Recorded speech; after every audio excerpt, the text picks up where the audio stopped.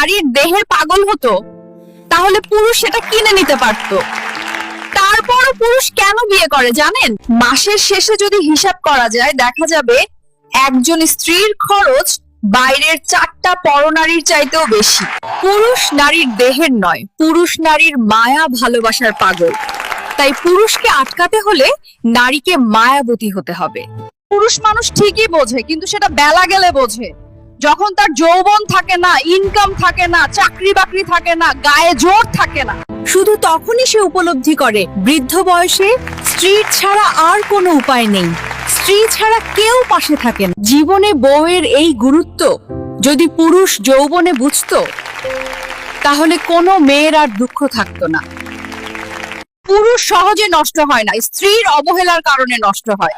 স্ত্রী যখন প্রতিনিয়ত স্বামীকে অবহেলা করতে থাকে তখনই নষ্ট হয় পুরুষ। আমি নিজেও একজন মহিলা, তাই বোনদের বলছি, আপনার স্বামীর দোষ না খুঁজে তাকে ভালোবাসা দিন।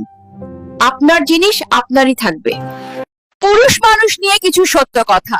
পুরুষ মানুষ কখনো রাগ করে বাপের বাড়ি যেতে পারে না। পুরুষ মানুষ সারা জীবন ছাত্র থাকে, কারণ মা মনে করে বউ শিখাই দিয়েছে, আবার বউ মনে করে মা শিখাই দিয়েছে। ছোটবেলায় মা বলে বাবু তুমি কিছু বোঝো না, বিয়ের পরে বউ বলে তুমি কিছু বোঝো না, বাবা হওয়ার পরে ছেলে মেয়ে বলে বাবা তুমি কিছু বোঝো না। পুরুষের ভালোবাসা বুঝতে হলে নারী তোমাকে 1000 বার জন্ম নিতে হবে, কারণ পুরুষের ভালোবাসার গভীরতা অনেক বেশি হয়। পুরুষ যাকে ভালোবাসে তার জন্য পৃথিবীর সবকিছু করতে পারে, আবার তার মন থেকে একবার যে নারী একবার উঠে যায় সে আর কখনো জায়গা পায় না। সমুদ্রের পানিতে যতই চিনি মিশান না কেন কোনোদিনও মিষ্টি হবে না। ঠিক তেমনি আপনার স্বার্থপর স্ত্রীকে যতই ভালোবাসেন সে আপনার ভালোবাসা বুঝবে না, কারণ বেঈমানরা কখনো ভালোবাসার মূল্য দিতে জানে না। চিনি মিশানোর পরেও সমুদ্রের পানি যেমন লবণাক্তই থেকে যায়, তেমনি বেঈমানের মনও আগের মতো থেকে যায়।